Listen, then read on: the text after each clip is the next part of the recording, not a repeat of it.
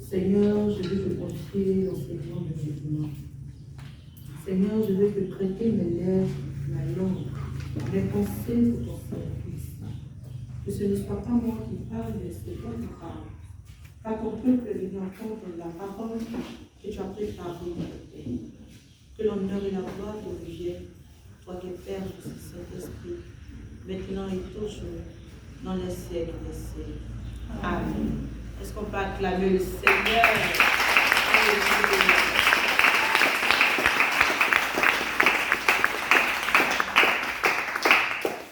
C'est moi que vous avez acclamé.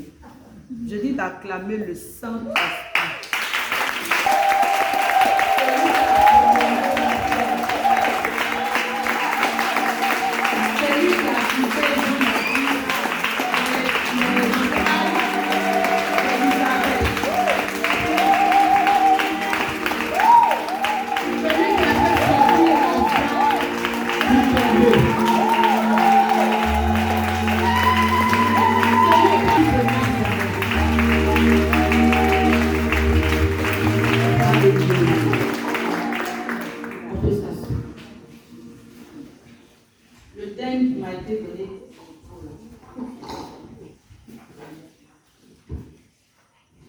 Le thème qui m'a été donné,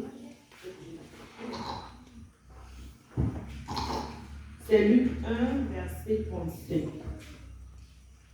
L'ange me répondit, l'Esprit Saint viendra sur toi, et la puissance du Très-Haut se prendra sous son ombre. L'intérêt de Luc 1, verset 35. Nous allons d'abord savoir qui est Marie. La Bible dit que l'ange, Luc 1,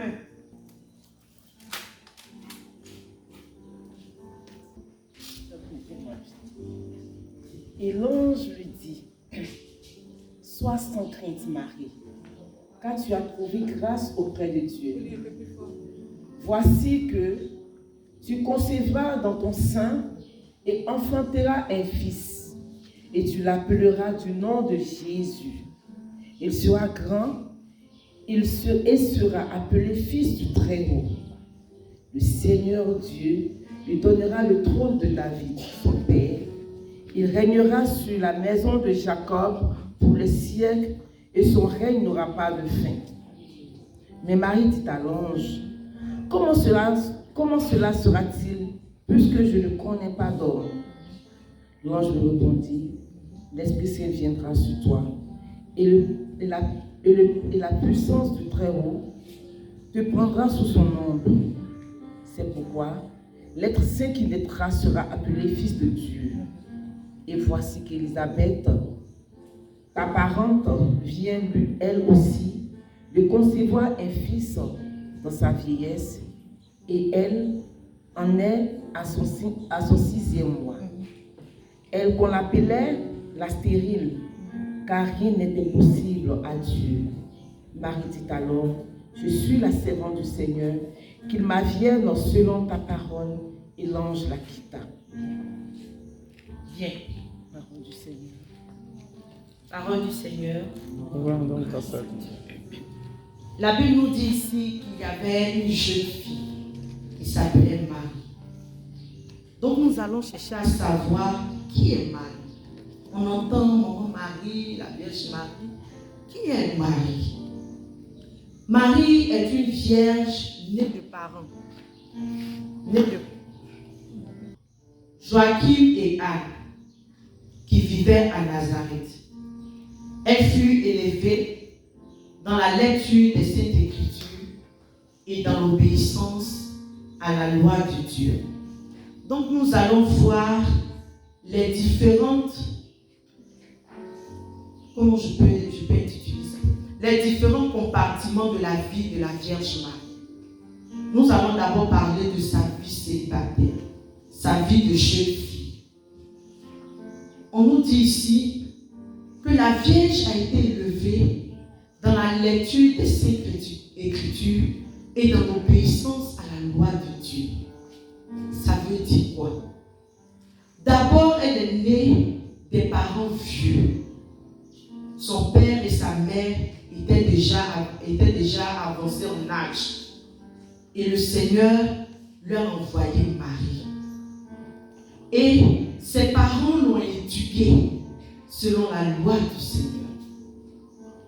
Elle était déjà, depuis sa conception, elle était déjà en connexion avec le Saint-Esprit.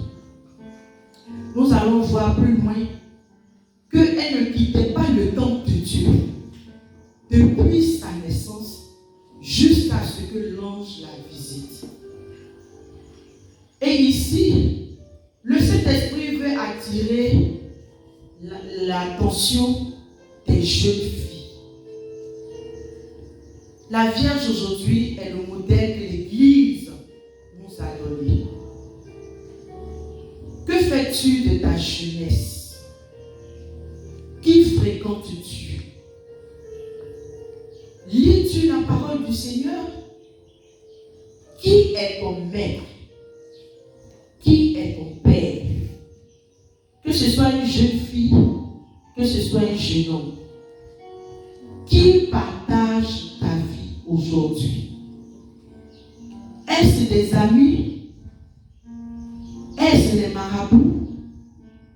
Est-ce les féticheurs? Excusez-moi aujourd'hui, peut-être je vais choquer certaines personnes.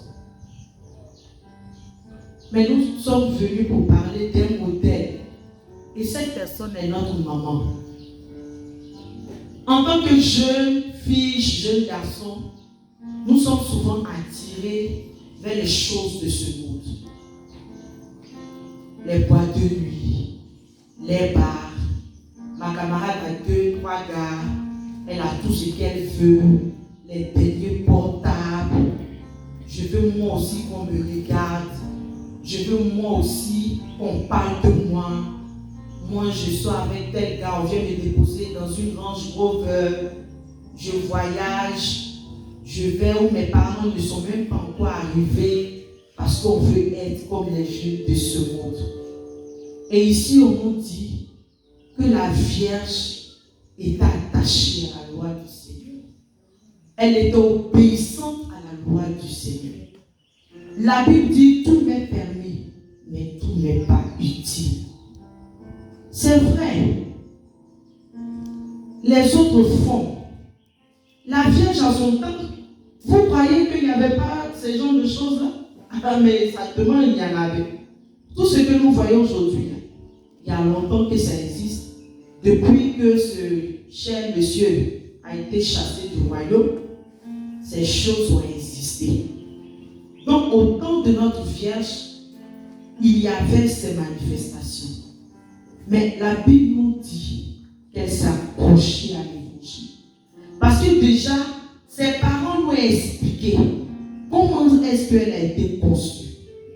Quelle est la mission pour laquelle elle est venue sur terre. Tu es jeune, mais tu penses que tu n'es pas appelé. La Vierge n'avait que 15 ans lorsqu'elle a dit oui à Dieu.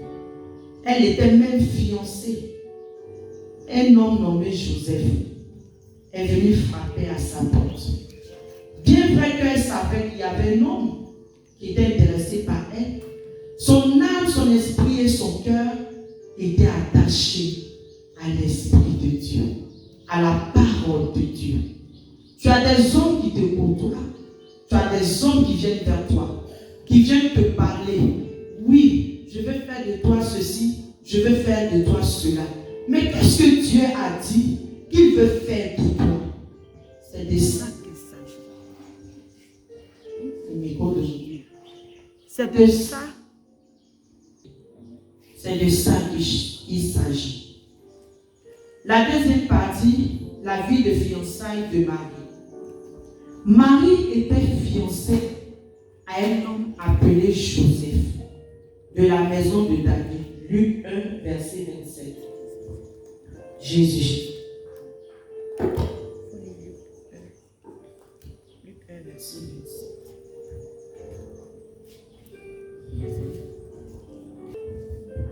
Vierge fiancée à un homme du nom de Joseph, de la maison de David. Et le nom de la Vierge était Marie. Bien. Le nom de la Vierge était Marie. Elle était fiancée à Joseph. Elle était vierge et s'apprêtait à être épouse de Joseph dans la chasteté, l'obéissance à ses parents et surtout à la loi du Seigneur. Je vais m'adresser encore aux jeunes filles, aux jeunes garçons et à mes sœurs célibataires qui ne sont pas encore mariées. Quelle est ta marche aujourd'hui avec le Seigneur te concernant? Comme je l'ai dit tantôt, il y a des hommes qui viennent vers toi, qui te promettent monts et merveilles. Mais qu'est-ce que ton père te dit? Ton père te parle de chasteté. Parce que pour lui, tu es une mise à part. Parce que pour lui, tu es une perle. Il y a un plan, une destinée incroyable te concernant. Mais nous sommes aujourd'hui dans un monde où les gens pensent que Dieu n'existe plus. Que la gloire et la puissance de Dieu n'est plus réelle. Mais laisse-moi te dire que ce Dieu qui a parlé à Marie, ce même Dieu existe aujourd'hui. Il est le même hier, aujourd'hui, éternellement. Donc, il faut rentrer en toi, ma sœur. Quel est le projet que Dieu a pour toi? Quelle est la mission que Dieu a prévue pour toi? Quelle est sa pensée? Quand il a pensé à toi, comme il a dit dans la Bible, faisons l'homme à notre image.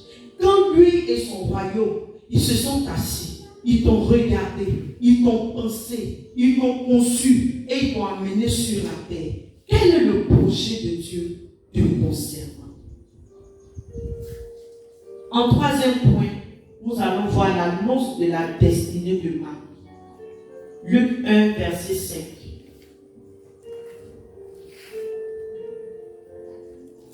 Seigneur, ma Vierge Marie, nous allons prendre aussi le verset 25.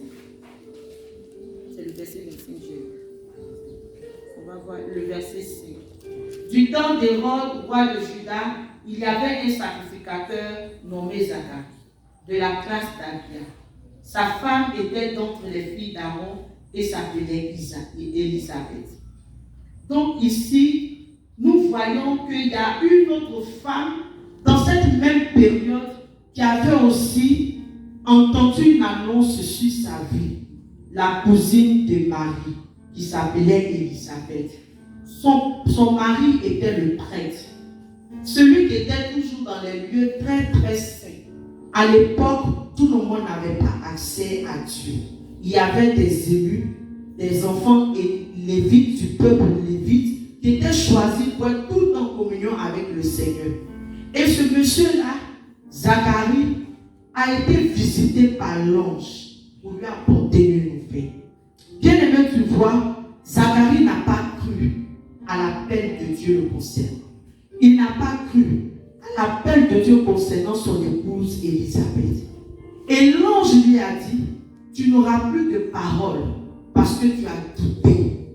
Tu peux être serviteur de Dieu. Tu peux être dans un groupe de prière. Tu peux pas appartenir à un mouvement, à une association. Mais tu ne crois pas à ce Dieu vivant. Tu lis l'évangile, on te voit chanter, on te voit prier, participer à des retraites, participer à des séminaires. Mais la foi en ce Dieu n'est pas encore dans ta vie. Le fruit de la foi du Dieu d'Israël, d'Isaac, ne se manifeste pas encore dans ta vie. Voilà Zacharie, l'homme de Dieu, a douté de la parole de Dieu. Mais la Bible va nous dire qu'Élisabeth, son épouse, oui, elle avait une communion spéciale seul avec le Saint-Esprit. Vous allez voir quand vous allez parcourir la Bible, toutes ces femmes qui ont eu la manifestation du Saint-Esprit avaient une intimité avec lui.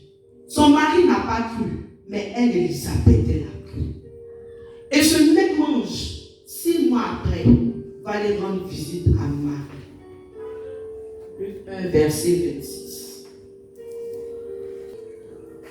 Au 6e mois, l'ange Gabriel fut envoyé par Dieu dans une ville de Galilée appelée Nazareth, auprès d'une vierge fiancée à un homme de la maison de David nommé Joseph. Le nom de la vierge était Marie. L'ange entra chez elle et dit: Je te salue, toi à qui une grâce a été faite. Le Seigneur est avec toi. Troublée par cette parole, Marie se demandait ce que pouvait signifier une telle salutation. L'ange lui dit: Ne crains pas, Marie, car tu as trouvé grâce devant Dieu. Et voici, tu deviendras enceinte, et tu enfanteras un fils, et tu lui donneras le nom de Jésus. Il sera grand, et sera appelé fils du Très-Haut, et le Seigneur Dieu lui donnera le trône de David, son père. Il régnera sur la maison de Joseph, de Jacob, éternellement, et son règne n'aura point de fin. Voici la mission de Marie. Porter le Verbe incarné, la parole vivante de Dieu. Dieu s'est fait chair. Elle a accepté cette parole. Elle a accepté cette mission de l'humanité. Elle a accepté cette destinée que le Seigneur avait prévue pour elle. Quelle est toi ta destinée? Quelle est toi ta destinée? À quoi le Seigneur t'a appelé en tant que femme? Est-ce que le Seigneur t'a appelé pour seulement te marier et faire des enfants? La Vierge était promise à quelqu'un.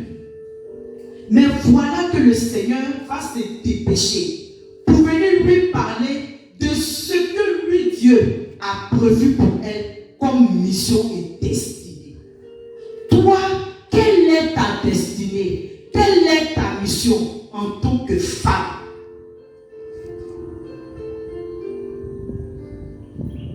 Dans quel compartiment de la vie le Seigneur t'a-t-il programmé pour impacter le royaume? Voilà les questions en tant que femme que nous devons nous poser. Est-ce que je suis née seulement pour un foyer? Est-ce que je suis née seulement pour venir faire des enfants? Vous voyez que sa mission est reliée à un sauveur. Toi, ta mission en tant que mère, quel enfant tu devrais mettre au monde sur cette terre? Est-ce des enfants d'alliance ou des enfants du monde? La Bible dit, elle a été promise à Joseph, tribu de Joseph de David. Qui était David? Qui était David? Hein? La Bible a dit quoi de David? C'est le fils selon le cœur de Dieu. Voici sa descendance qui va venir épouser celle que Dieu a préparée pour l'humanité. Quel est le fiancé? Il dit envoyez toi. Bien aimé. Il vient de quelle tribu? Il vient de quelle tribu? Pour faire quoi dans ta vie? Ah, je pose question, hein. C'est pas moi, ne regardez pas. C'est ce qu'on me dit, j'ai dit. Il vient de quelle tribu? Vos Joseph à vous. Par rapport à ta destinée, ton Joseph là, il vient de quelle tribu? Parce que tu as un appel. Une femme de feu. Une femme par qui le royaume des cieux va s'exprimer sur terre. Voilà sur le plan que Dieu a pour toi. Pas un plan de pleurs, de gémissement. On va voir tout à l'heure où Marie a pleuré. Ce n'est pas pour affaire de foyer. Maman Marie n'a pas eu goumé de Joseph. Elle n'a pas eu goumé d'enfants bizarres. Maman Marie, elle avait son goumé ailleurs. Parce qu'elle portait une mission. Quelle est la mission que tu portes dans ton sein? Qu'est-ce qui te fait réveiller le matin? Qu'est-ce que Dieu t'a dit dans ton intimité te concernant toi? Est-ce que tu es une femme qui doit impacter dans le monde agricole? Est-ce que tu es une femme qui doit impacter le monde de l'administration? Est-ce que tu es une femme qui est porteuse de bonnes nouvelles pour ces femmes qui sont dans le foyer? Tu ne sais pas où aller, tu ne sais pas vers qui se tourner. Quelle est ta destinée, femme?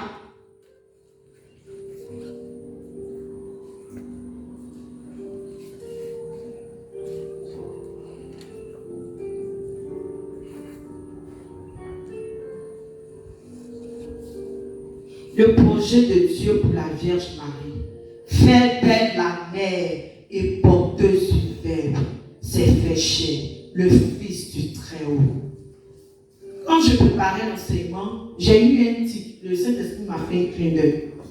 Par rapport aux histoires que nous vivons pour chaque grossesse.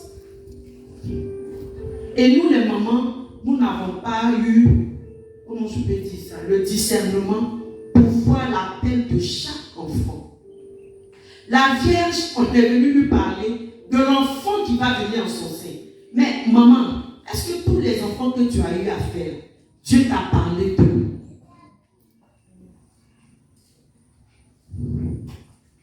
Qui est venu te parler de tes enfants? Féticheur, guérisseuse, marabout? Qui?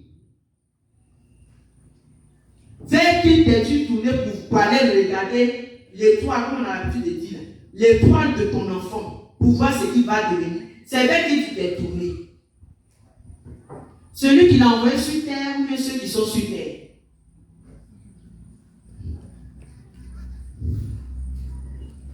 La Vierge, l'ange est venu lui dire, l'enfant qu'on va mettre dans ton ventre, voilà ce qu'il va être, voilà ce qu'il va être, voilà ce qu'il va être. Maintenant pour nous, qui est venu nous parler? Qui? Il y a un silence. Troisième point. Comment le projet de Dieu se fera-t-il? Nous allons voir. L'ange va expliquer à la Vierge comment ça va se faire. Tout à l'heure dans la lecture, le Seigneur lui a dit, le Saint-Esprit viendra sur toi et la puissance du Très-Haut te couvrira de son nom. C'est pourquoi le Saint-Enfant qui naîtra de toi sera appelé Fils du Très-Haut. La mission de Marie va commencer par un revêtement. Parce que celui qui est en train de venir, ce n'est pas n'importe qui. Donc il lui fallait dans le monde spirituel un nouveau vêtement. Avant chacune de tes grossesses, quel revêtement s'est passé dans ta vie? Quelle histoire tu as vécue avec ton époux? Quels sont les faits qui ont entouré chaque grossesse? Ça doit te mettre à l'idée ce pourquoi cet enfant va venir. La Vierge a eu un revêtement nouveau. Je vais parler maintenant à celles qui n'ont pas encore enfanté, qui vont maintenant rentrer dans cette grâce de l'enfantement. Quand vous priez, ne priez pas pour demander, Seigneur, donne-moi un enfant. Dis au Seigneur, donne-moi ton élu. On va dans l'Ancien Testament. Anne, sa coépouse faisait des enfants. Elle n'avait pas d'enfant. À chaque fois, elle venait pleurer devant la face du Seigneur. Mais Samuel lui a été donné lorsqu'elle a changé sa manière de prier.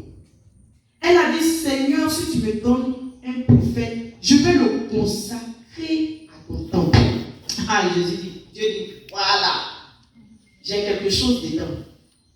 C'est qu'elle est rentrée dans la volonté de Dieu et se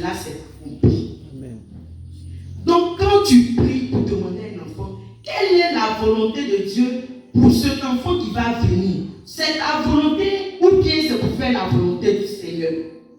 Si tu vois que l'enfant ne vient pas, c'est parce que dans ta prière, tu regardes toi, ta volonté, pour ne plus qu'on m'insulte, pour ne plus qu'on se moque de moi, pour ne plus que les gens me traitent de stérile. Seigneur, viens fermer leur bouche, donne-moi un enfant. Là aussi, ils vont savoir que moi aussi, là, je peux faire enfant.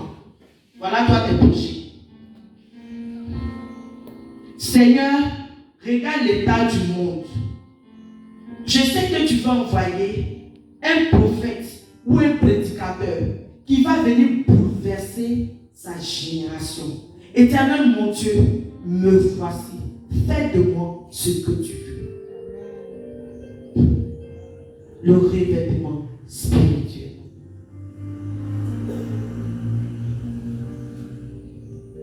Et le Saint-Esprit, l'alliance qui a été tissée avec Abraham, le Saint-Esprit va venir tisser cette alliance avec la Vierge Marie. Bien-aimés, on dit que nous sommes femmes, qui veut dire vie. La personne qui donne vie, c'est le Saint-Esprit. Il amène à l'existence ce qui n'existe pas. Donc vous voyez que nous avons été conçus par le Saint-Esprit. Nous donnons vie. Nous appelons à la vie ce qui n'existe pas. Et par la Vierge, le Saint-Esprit va venir nous révéler ce qui s'est passé au début du commencement de notre création. Donc nous sommes appelés à rentrer en alliance avec le Saint-Esprit pour que la mission que Dieu a voulu pour chacune d'entre nous, puisse avoir lieu. Tu es appelé à parcourir l'univers pour annoncer Jésus. Tu es appelé au marché où tu vends à rendre gloire à Dieu par ta manière de te comporter au marché. C'est-à-dire quand on regarde les commerçantes, toi on te regarde, on dit celle-là, c'est une mise à part. Parce que ta richesse ne vient pas de ce monde. Ta richesse vient du Saint-Esprit. Parce que le matin, avant d'aller au marché, tu rentres en communion avec le Saint-Esprit, celui qui amène à l'existence ce qui n'existe pas. Pour qu'au travers de toi au marché, ce qui n'existe pas arrive. Tu es dans l'administration. Quel est ton comportement au service? Tu es chrétienne catholique. Tu as pour symbole, image, référence la Vierge Marie. Quel est ton comportement au service? Tu te mets avec ceux qui calomnient ton patron ou bien tu pries pour ton patron? Tu es avec ceux qui torpillent le service ou bien tu es avec ceux qui fléchissent genoux pour que le règne de Dieu se manifeste? Parce que partout où tu es là, tu es envoyé en mission. La mission dont je suis en train de parler, ce n'est pas seulement prendre un micro prêcher. C'est dans tous les compartiments de nos vies. Ton activité que tu mènes là, quelle est la place du Saint-Esprit là-dedans? Est-ce que Dieu trouve son compte là-dedans? Est-ce que tu accomplis la volonté de Dieu ou bien tu accomplis toi ta volonté? C'est-à-dire être la star de ton activité. La Vierge, lorsqu'on lui a annoncé qu'elle allait porter le Messie, elle n'est pas sortie faire pour dada parmi ses maladies. Vous n'avez pas dit que vous pouvez, c'est moi la Vierge. Vous savez ce qui s'est passé aujourd'hui? Vous êtes là, Jésus. Bon, absolument, il n'y a pas Jésus. Vous êtes là, Yahweh, c'est moi. Votre Messie, vous attendez depuis là. C'est moi. Regardez-moi bien. Il y a les uns et il y a les autres. La Bible dit, elle a couru, elle est allée chez Élisabeth. elle a couru, elle allait chez Élisabeth. Pourquoi? Vous savez, dans la marche avec le Seigneur, arrivé un moment de ta vie, il faut que tu aies une connexion, comme on appelle le rhéma, avec des personnes spéciales qui vont déclencher la prophétie de Dieu dans ta vie. Et elle, sachant bien la qualité de la femme qui était Élisabeth, elle allait à la source d'Élisabeth. Elle savait qu'Élisabeth était une femme de prière, une femme soumise, une femme humble, une femme qui a la crainte de Dieu, une femme qui a la foi. Imaginez-vous la femme d'un pasteur. Je vais prendre le cas d'un pasteur. Nous, nos prêtres ne se marient pas. Le cas d'un pasteur, son épouse qui ne fait pas enfant dans l'église. Regardez un peu. Le grand pasteur, le pasteur principal, sa femme ne fait pas enfant. Mais regardez Élisabeth, étant dans le temple, les critiques, les moqueries, mais elle s'attachait à quelqu'un, l'Éternel des armées.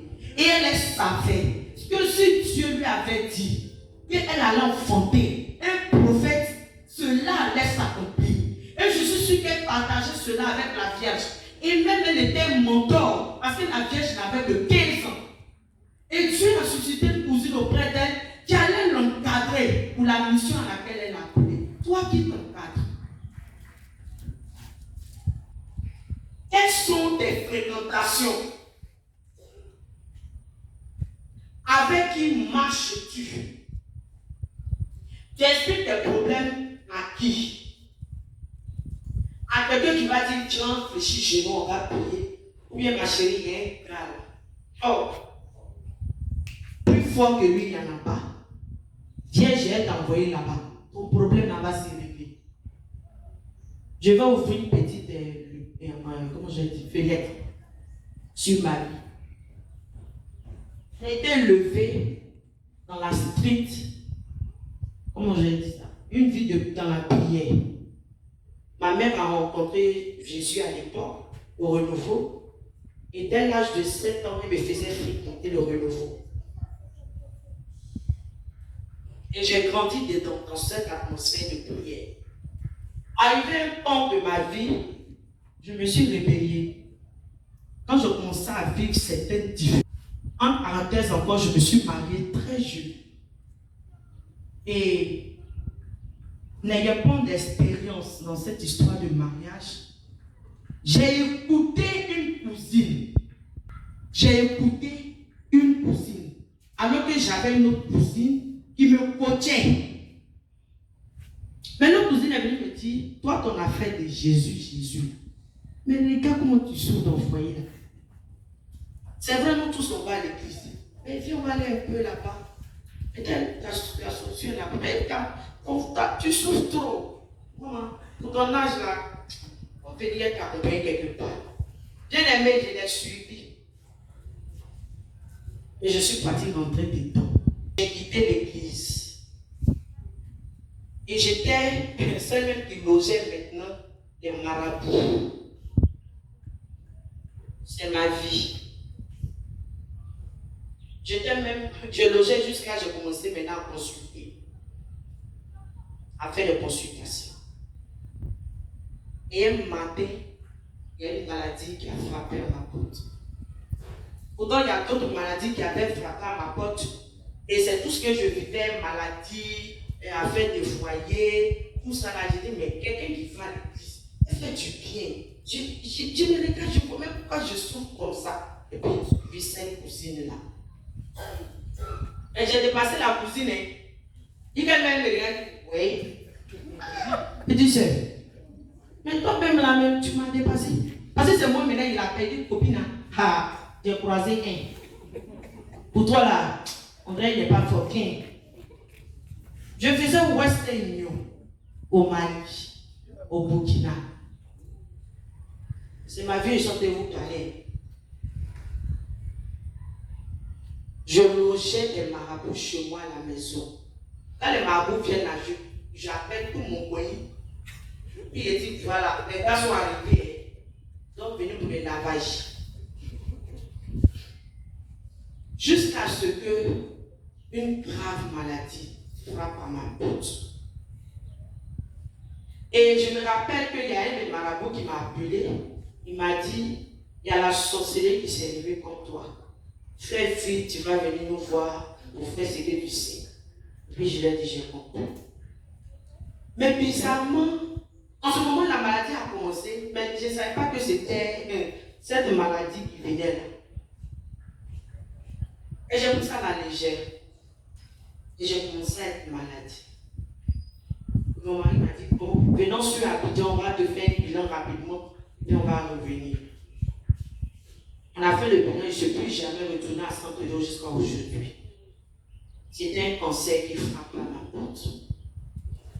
Je suis celle qui chaque année tuait des bœufs, des moutons et des sacrifices. Parce que chaque année, je vais vous expliquer un peu le monde spirituel. Et c'est pour ça que le Seigneur m'a choisi pour le monde spirituel. Chaque année, il y a ce que je suis en train de dire, l'alliance. Excusez-moi, je vais déborder. Parce que c'est pas mon. 10 minutes là, c'est petit. Ça ne peut pas. C'est trop peu. Donc, il y a l'alliance qu'on renouvelle avec le ciel et la terre et le Seigneur Dieu de l'univers. Et comme l'autre côté, ils le savent, pour ceux qui vont là-bas, ils vont vous parler de renouvellement. Chaque année, il faut venir renouveler ton alliance de l'autre côté. Bon, là-bas, ce n'est pas alliance, là-bas, c'est l'autre nom. Et la maladie a frappé à ma porte. Et je suis venu loin de tous les marabouts. Bizarrement, je ne sais pas où cette foi est quittée. Je me suis délocalisé, je me suis, comment on dit ça, déconnecté de toutes ces histoires de marabouts et tout ça. J'avais une bague au doigt et à l'orteil. Je suis en train de parler aux jeunes filles et aux jeunes garçons et aux femmes qui sont là au milieu de nous. Je sais ce que je suis en train de dire concerne une particulièrement. Le Seigneur est en train de te faire un clin d'œil. Ne me regarde pas, regarde le Seigneur qui aujourd'hui t'a donné rendez-vous pour te parler. J'avais une bague à mon doigt et à mon orteil. Quand la maladie s'est déclenchée, mon mari a voulu me faire changer un peu les idées. Il m'a envoyé dans une résidence. On est allé dans cette résidence et je vous dis que mon mari était au courant de ce que je faisais. Il faut que je fasse cette précision. Et quand on a dormi, on s'est réveillé, les deux bagues ont disparu. Je n'ai pas enlevé. La bague à mon doigt a disparu, la bague à mon orteil a disparu. Et c'est là que j'ai compris qu'il y a quelque chose qui est en mouvement. Mais dans cette traversée de la vallée de la mort, le Seigneur a voulu se révéler à moi personnellement. Il n'a pas voulu que je le croise à lui dire. Comme la Vierge aujourd'hui, l'ange est venu à elle. Moi, ce n'est pas un ange. C'est Dieu lui-même qui a voulu que je l'expérimente. Pour que je comprenne la mission, la destinée qu'il avait pour moi. Ce n'était pas là. Parce que moi, arrivé un moment, je voulais être riche. Je voulais paraître. Je voulais être comme mes amis à l'époque. Je voulais qu'effectivement, on chantait mon nom dans les bars. À l'époque, Malmaké, tu ne peux pas. Saint-Pédro, c'est moi. Tu vas à l'église, Saint-Paul, on va chez Madame Maté, on prend ta main, on va chez moi. Je n'étais pas une inconnue. Et c'est ça, chaque année, il fallait renouveler l'alliance, le pacte pour que je sois toujours connu. Quand je suis en train de parler aussi à quelqu'un, tu veux être connu, ce n'est pas toi qui vas te faire connaître. C'est le Seigneur qui a un projet pour toi, qui va, s'il le veut, te faire connaître. La Vierge n'a pas cherché à se faire connaître. Elle a cherché à rentrer dans sa destinée, à chercher à marcher selon la volonté de Dieu pour que le projet de Dieu s'accomplisse sur terre. Et c'est dans cette marche de la vallée de la mort, je vais rencontrer plusieurs étapes jusqu'à ce que le Seigneur trouve quelqu'un pour cette opération en Côte d'Ivoire. Je vous dis que le ministère de la Santé s'est réveillé comme un seul homme. Et là, le Seigneur aussi voulait me montrer que je peux être pauvre, mais que Dieu, il va m'envoyer où les gens ne peuvent pas imaginer. Vous imaginez, je ne connais personne dans cette nation. Mais le Seigneur a voulu que j'expérimente ça. où des professeurs vont s'asseoir comme moi, mon cas, pour charger. Ils vont étudier mon cas jusqu'à trouver une solution. J'ai été la première à être opérée en Afrique noire qui a réussi. Et le Saint-Esprit est venu se mettre en alliance, en connexion avec le chirurgien qui m'a opéré. Parce qu'il a voulu faire de ce chirurgien ce qu'on appelle amener à l'existence ce qui n'existe pas. Parce que lui, à un moment de l'opération, je suis rentré dans la vallée de la mort. Et je ne pouvais pas me réveiller. On m'a amené en réanimation. Et ce professeur musulman a expérimenté le Saint-Esprit qui lui montrait chaque fois où il devait aller avec moi, ce qu'il devait faire avec moi, qu'est-ce qu'il devait m'injecter, qu'est-ce qu'il devait faire, jusqu'à ce que je me trouve là où je suis devant vous.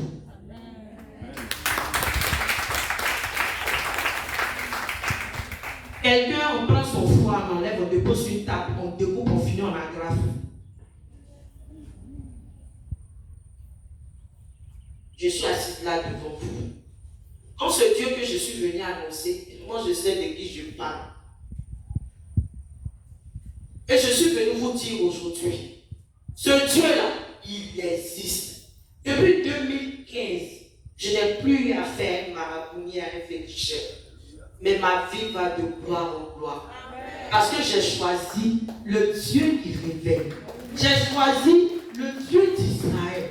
Celui qui te prend dans la boue, qui te fait asseoir à la table des rois. Il est capable de t'emmener, comme hier je disais à ma soeur, la grâce et le bonheur m'accompagnent.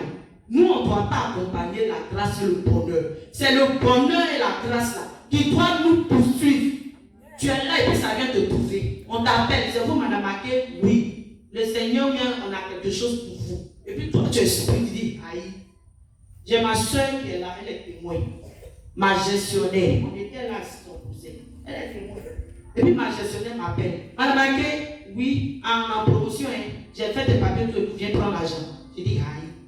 Est-ce que je vais te dire à m'aider? Elle dit, va à Bassam, les papiers t'attendent signe. Voilà, c'est là, c'est un peu témoigner. Je suis parti prendre l'argent. Moi, je suis parti prendre l'argent.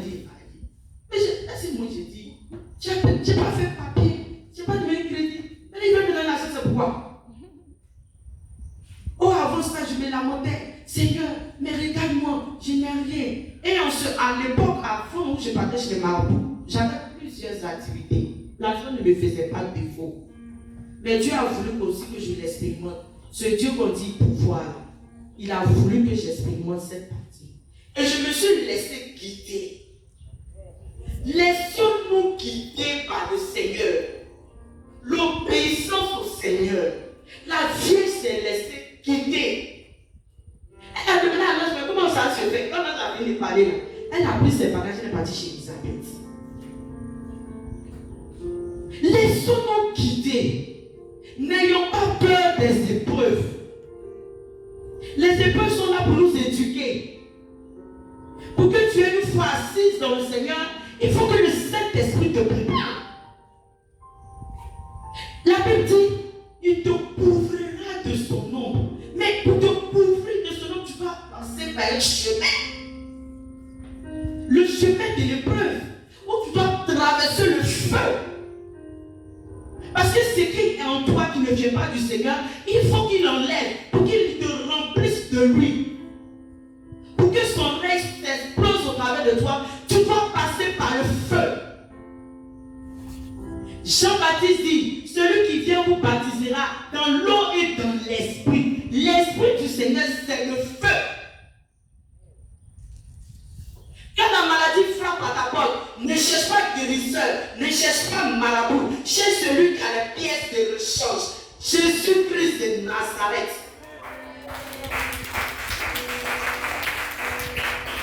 Tu as le chômage, tu es en chômage. Mais demande à Dieu, papa, je ne travaille pas. Ou bien tu as un plan pour moi. Et dans la communion, il va te dire, mon fils, pour le moment, voilà ce que je veux que tu fasses. J'étais jeune fille.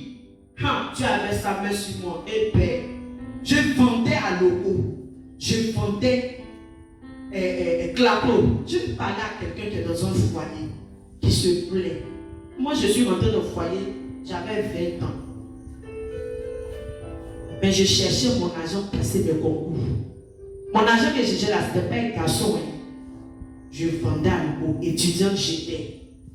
Donc les gens ont pensé que j'étais une campagnarde.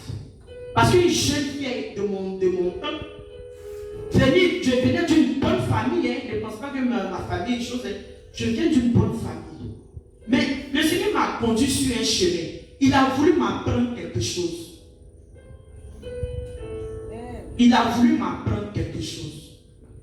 Et jusqu'à aujourd'hui, je ne dépends pas de mon mari, financièrement parlant. C'est vrai que mon époux fait ce qu'il a fait, mais lui-même un jour il a confessé. Il dit de la manière dont ma femme vit financièrement, je n'en sais rien. Oui, parce qu'il y a quelqu'un qui me couvre de son ombre. Et j'ai un Père qui est dans les cieux qui prend soin de moi. Et j'expérimente ce.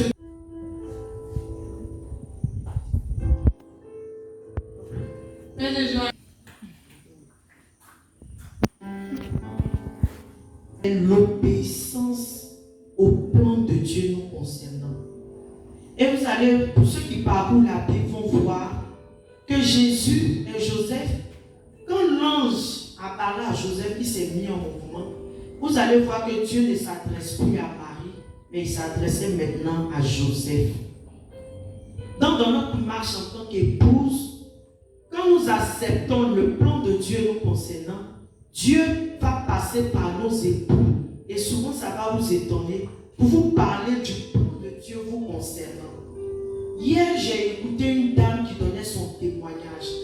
Elle dit que son premier fonds de commerce n'est pas venu de quelqu'un d'autre que de son époux.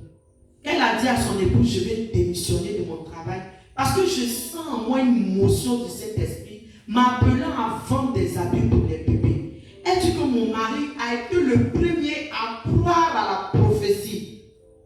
Vous comprenez? Donc quand vous êtes obéissante à la volonté de Dieu vous concernant, Dieu même passe par vos époux, par nos époux, pour venir attester la volonté de Dieu nous concernant.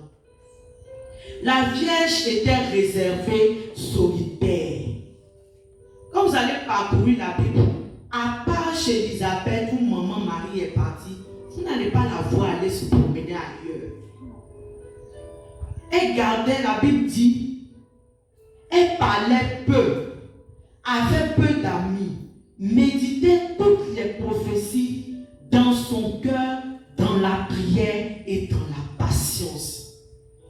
Mais on remarque aujourd'hui que lorsqu'on nous donne une parole, une prophétie, on n'attend même pas de prier. On court pour aller partager à des personnes qu'on ne connaît pas le fond. Avec qui marches-tu? Des femmes qui vont te parler de Jésus, qui vont venir s'associer en toi dans l'épreuve pour fléchir genoux pour crier au Père, ou bien pour des personnes qui vont te pousser à aller, comme je le disais tantôt, aller faire des expériences qui ne viennent pas de Dieu.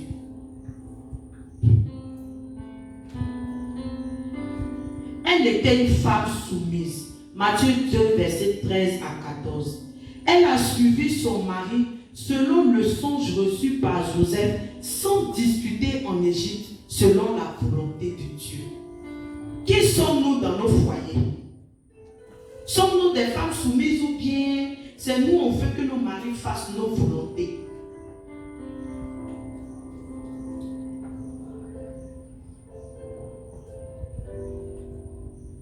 Le Seigneur est passé par Joseph pour lui dire, prends Marie.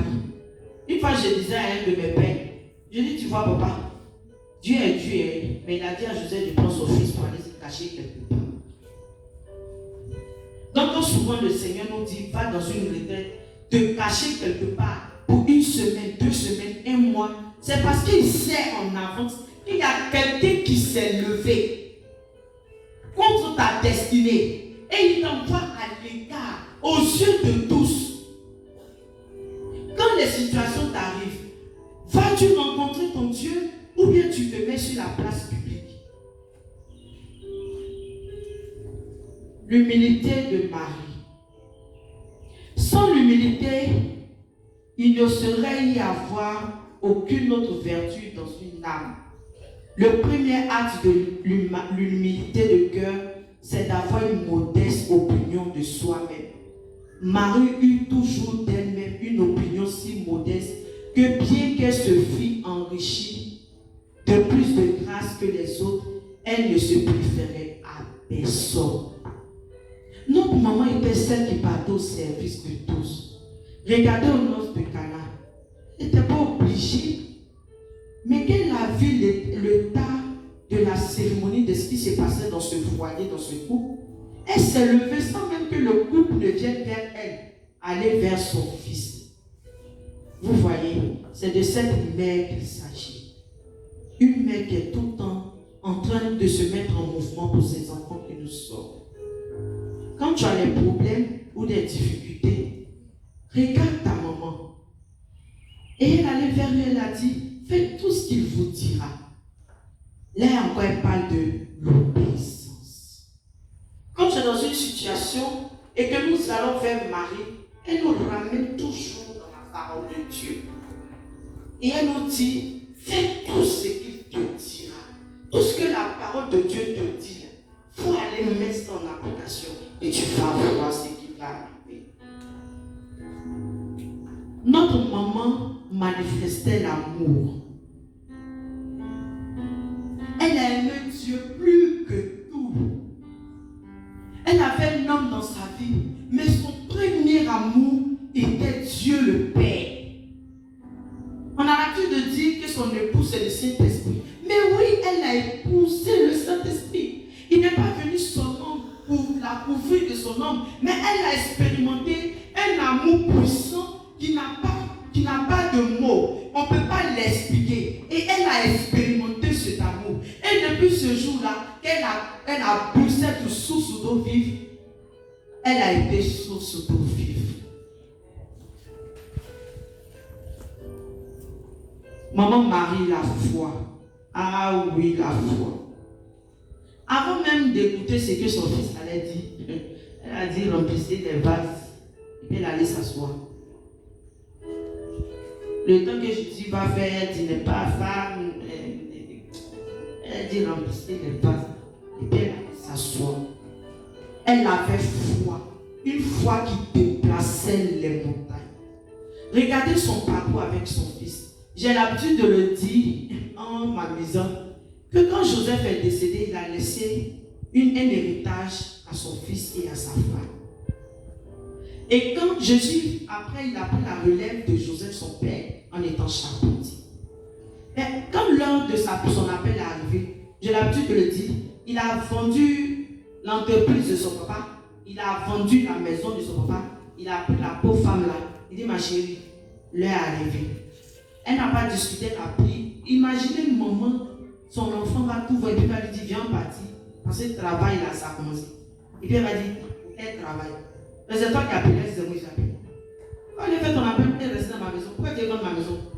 La vierge, il a vendu maison, il a vendu entreprise, il a pris la pauvre femme et elle a suivi son fils dans sa mission. Elle a encadré Jésus, elle a encadré ses apôtres, elle a encadré Jean. Comme j'ai l'habitude de le dire, quand vous regardez les apôtres, eux ils sont morts d'une mort tragique. Mais le seul qui est mort vieux, c'est Jean. Parce qu'elle a communiqué quelque chose à Jean. Celui qui amène à l'existence, c'est qui n'existe pas. Le détachement de la Vierge. De son jeune âge, elle n'était pas attachée aux choses de ce monde. Maquillage, sac à main, chaussures, il n'y a pas encore, rouge à lèvres, mèche panthère, mèche synthétique, mèche qui s'envole. Elle ne sait pas voiture, maison. Le cœur de la Vierge n'était pas attaché à cela. Je disais tout à l'heure, bonheur et grâce t'accompagneront parce que tu as eu un détachement de cœur pour les choses de ce monde. Cherchez d'abord le royaume des cieux et tout vous sera donné. Ma chérie, toi tu cherches quoi? Ce qui sera donné ou même le royaume des cieux. La Vierge a cherché le royaume des cieux et les générations d'âge en âge lui disent bienheureuse. La Vierge et la prière. On dit elle méditait tout dans son cœur. C'est pas rancune. La méditation, poser des questions au Saint-Esprit concernant ce que je vis. Seigneur, tu dis quoi? Voilà ce que j'ai entendu. Voilà ce que j'ai vu. Mais toi, tu dis quoi? Où où tu veux m'emmener? Seigneur, prends-moi par la main, indique-moi le chemin. Qu'est-ce que je dois faire? En tant que ton enfant, indique-moi la route. Saint-Esprit, mon cœur est blessé, j'ai la colère en moi. Voilà la situation dans laquelle toi-même tu sais que si tu ne viens pas m'aider, je vais garder le coin. Saint-Esprit, je t'en supplie, viens prendre le devant. Je suis une aveugle spirituelle. Ouvre-moi les yeux, prends-moi par la main, ouvre-moi un chemin pour que je puisse voir. La Bible dit, tu es la lumière et tu es mon étendard. Mets-toi devant, ouvre-moi la route, ouvre-moi le chemin, montre-moi où je dois aller. Mets ton motion dans mon cœur, ouvre-moi les yeux. La Vierge et les épreuves. Notre maman n'a pas fui les épreuves. Regardez sa vie. À quel moment elle a eu un temps de repos? Aucun. Toute sa vie était consacrée à un seul objectif. Jésus-Christ de Nazareth. Ton seul enfant, il n'a pas volé. Il a fait du bien à tout le village, à toute la région, à tout son pays, à l'Afrique de l'Ouest, à l'Afrique, à l'Europe, à l'Asie, à l'Amérique. Et c'est celui-là que tout le monde a crucifié sur une croix comme un voleur. Mais elle est restée ferme dans sa marche avec le Seigneur. Seigneur, je suis ta servante, qu'il en soit selon ta volonté. Combien de fois nous le disons pendant les épreuves, lorsque la tempête vient frapper à notre porte? Seigneur, je suis ta servante, qu'il en soit selon ta volonté. En conclusion, nous pouvons dire que l'Éternel Dieu nous a donné un exemple de femme. Dans tous les compartiments de sa vie, elle avait pour ami l'Esprit Saint. Dans sa vie en tant qu'épouse, elle avait l'Esprit Saint. Dans sa vie de femme qui devait venir renouveler la face de l'humanité, elle avait le Saint-Esprit. Pour cette mère qui coachait son fils pour que sa mission s'accomplisse, elle avait le Saint-Esprit. Et elle continue de faire son travail et sa mission depuis lors jusqu'à aujourd'hui. Aujourd'hui, 29 mai 2022, où nous célébrons les femmes, nous voulons lui dire merci. Parce que dans le secret, dans chacune de nos vies, elle a été là. Pendant l'accouchement difficile, elle était là. Pendant ses souffrances dans ton foyer, elle était là. Lorsqu'on t'humiliait, on t'insultait, on te désavouait, elle était là. Pendant que tu cherchais un emploi, elle était là. Ces murmures, ces autres paroles que tu entendais souvent, ne cherche pas de qui venaient ces paroles. Ces paroles venaient de maman Marie. Elle est notre mère et elle a accepté cette mission, pas seulement pour son fils Jésus, mais pour chacune d'entre nous. Lorsque l'épreuve frappe à la porte, jette des regards sur ta mère, l'épouse du Saint-Esprit, celle qui a tout expérimenté, celle qui a tout vécu, et celle aujourd'hui qui connaît le royaume des cieux mieux que nous. Qu'elle puisse venir nous montrer le chemin, qu'elle puisse venir nous montrer la route à suivre. Qu'est-ce que nous devons faire en tant que femme?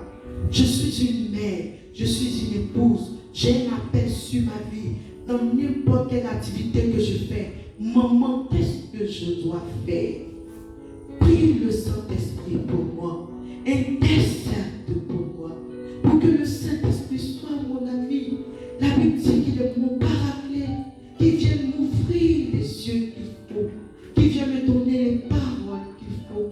Quand bien même que je suis blessée, je ne sais plus où aller, vers qui me tourner, concernant mes enfants, concernant mon époux, concernant ma mission, Mon Seigneur, mon travail, qu'il soit à mes côtés, maintenant et toujours, dans les siècles des siècles.